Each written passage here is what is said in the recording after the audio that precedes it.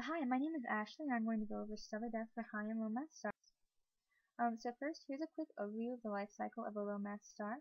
We're going to start just after the main sequence. On the right-hand side of the screen, you can see a chart, so you can kind of follow along as we go through. Low mass stars start on the main sequence. They then become red giants, go towards the horizontal branch, then the asymptotic branch. They produce planetary nebula, and then they become a white dwarf. So towards the end of the main sequence stage, all of the hydrogen in the core of the star is exhausted and transformed into inert helium. Without the hydrogen, the reaction in the core stops and the core is compressed. So a layer of hydrogen surrounding the core provides enough energy for nuclear fusion, and the outward pressure from the nuclear reaction prevents the star from collapsing and makes it expand to several hundred times its former size. Due to the expansion of the outer layers, the energy from the hydrogen layer is spread out, which results in lower temperatures and a shift in the star's light. So the star is now a red giant, which is the second step of its life cycle. So in a low mass star, helium will begin burning after the star becomes a red giant. Helium is converted into carbon in the core, with hydrogen burning in the outer shell.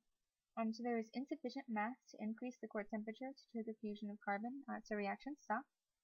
Helium burning continues for a while in the shell around the core and eventually stops. So layers burn off and expand themselves right off the core, and the outer layers start to puff off, forming planetary nebula, which you can see in artist rendition at the bottom of the screen. What is left is an exposed small hot core or a white dwarf. The white dwarf has no way of generating new energy and will eventually cool. This is the last step in the life cycle of low mass stars. So for a quick recap, stars begin on the main sequence when they are hydrogen core burning. They then become red giants when they are hydrogen shell burning. After that, they go towards the horizontal branch, where they are helium core burning and hydrogen shell burning. Then the asymptotic branch, where they are helium core burning and hydrogen shell burning. They then produce planetary nebula and become white dwarfs. Now, so for high mass stars, here's the life cycle of a high mass star, and once again, there's a chart on the right-hand side of the page. High mass stars start off on the main sequence. They then become red supergiants, go supernova, become neutron stars, become a pulsar, and they possibly become a black hole, and we're going to go ahead and discuss that in a little bit more detail later. So as opposed to low mass stars, massive stars can be 8 to 150 solar masses. Massive stars have shorter lives than low mass stars because the reaction rate is higher than that of low mass stars. On the main sequence, massive stars burn hydrogen to helium through the CNO cycle, or a carbon-nitrogen-oxygen cycle, which requires temperatures greater than 17 million Kelvin. The core of big stars is convex, which mixes the core and prevents ash buildup in the center of the core, where the star is hottest. So keeping hydrogen in the hottest part of the star keeps the reaction rate up. After using up most of the hydrogen in its core, a massive star now has a core largely of helium. So after the hydrogen and helium run out, the star cools and contracts under the influence of gravitational forces, and the nuclear fusion cycle in the star continues. The gravitational potential energy from the mass of the star causes extremely high temperatures to build up in the core, which triggers further nuclear fusion of heavier elements, causing the outer layer of the star to expand, and forming a red supergiant, which you can see at the bottom of the page. So due to the expansion of the outer layers, the energy from the hydrogen layer is spread over a larger surface area, resulting in lower surface temperatures. The reaction for nuclear fusion and hydrogen and helium, the reaction for nuclear fusion after hydrogen and helium is because the gravitational potential energy from the mass of the star causes extremely high temperatures to build up in the interior of the star, giving the nuclei greater kinetic energy. They can overcome their mutual electrostatic repulsion, allowing heavier elements such as carbon to undergo nuclear fusion to produce oxygen, neon, and finally iron. So iron has the most stable nucleus of nuclear matter, and no further energy can be gained from its fusion. So iron really equals death for a star. There's not anywhere they can go after producing iron.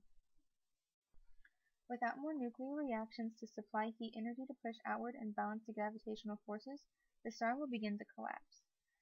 After the end of the nuclear burning stage, the iron core continues to collapse. The gravitational forces are strong enough that they force the iron into a dense core, which happens fairly rapidly, and around 1 solar mass of iron is converted into neutrons. This releases an incredible amount of energy and neutrinos. The energy released is more than all the energy produced by the sun in its 10 billion year lifetime, and there are two theories for how a supernova happens. The first is the core bounce theory. So iron atoms are larger than equivalent masses of neutrinos.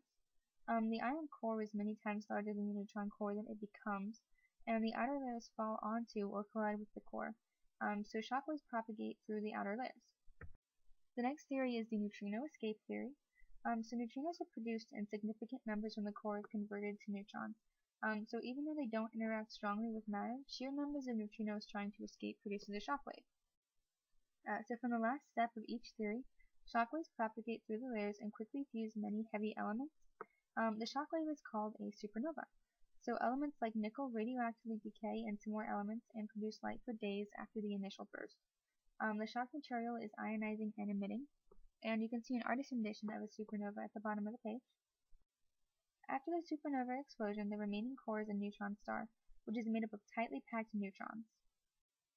A neutron star has a very strong magnetic field due to the magnetic field of the original star being concentrated over a smaller surface area.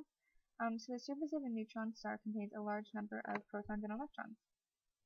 These particles are accelerated towards the magnetic poles, gaining energy which is emitted as narrow beams of electromagnetic radiation.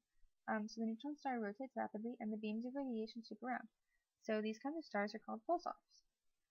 And you can see a GIF of what a pulsar would look like on the right-hand side of the page, and I think it shows a fairly accurate representation of how it would move.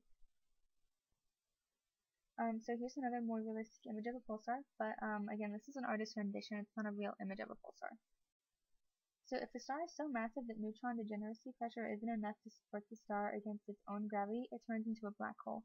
As you can see, this only happens when a star is more than 8 times the mass of the sun. So to recap, massive star evolution, they begin on the main sequence, they become red supergiants, go supernova, become a neutron star, then a pulsar, and possibly a black hole. So thank you for watching, and I hope this video was helpful for you.